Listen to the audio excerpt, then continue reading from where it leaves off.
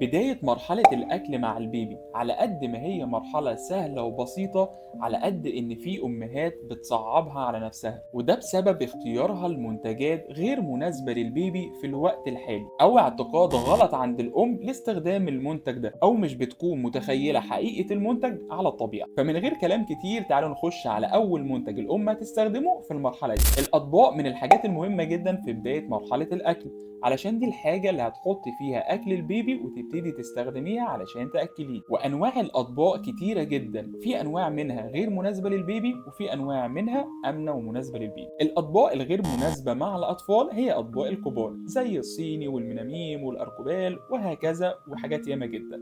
الأطباق دي غير آمنة ليه؟ لأن الطفل متعود إن أنت بتحطي له الطبق ويبتدي هو يلغوص بقى وياكل مع نفسه. طيب طبق زي ده اول ما يتحط قدام البيبي مع اول خبطه هو هيتكسر، فلوسك وطقم الصيني اللي انت جايباه راح على الارض. ثانيا هو بقى اكتر عرضه ان البيبي يتعور بسببه، علشان كده دي اطباق غير امنه تماما على استخدام الاطفال. طب والاطباق المناسبه للاطفال؟ اول حاجه عندك هو الطبق البلاستيك.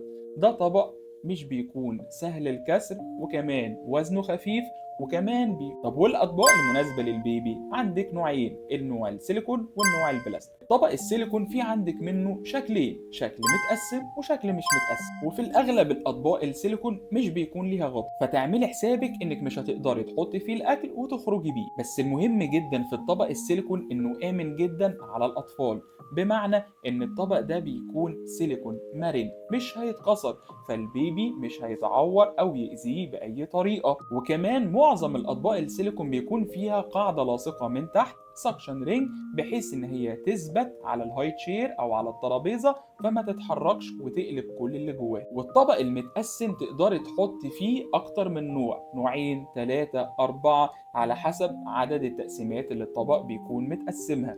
والطبق اللي مش متقسم بيتحط فيه نوع واحد.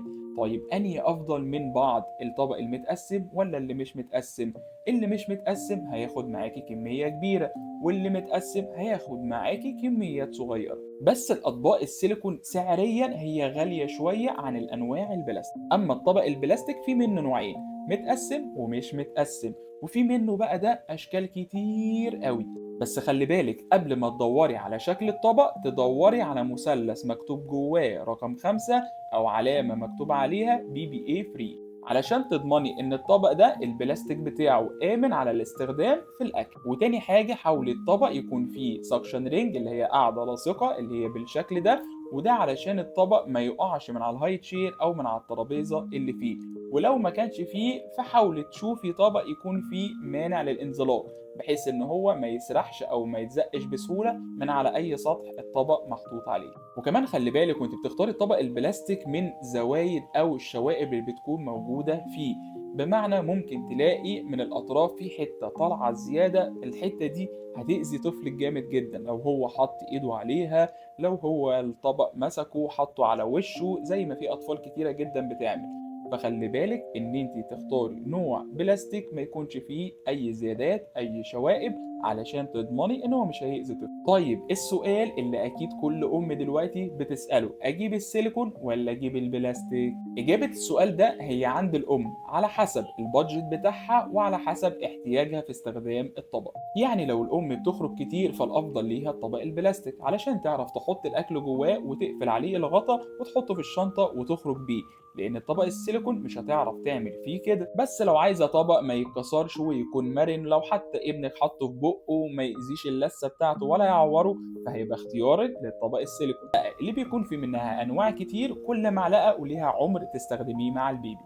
بس لو عندك اي استفسار عن الاطباق ما تتردديش تماما ان تسيبهولي في الكومنتات او تبعتهولي في رساله وانا هرد عليك.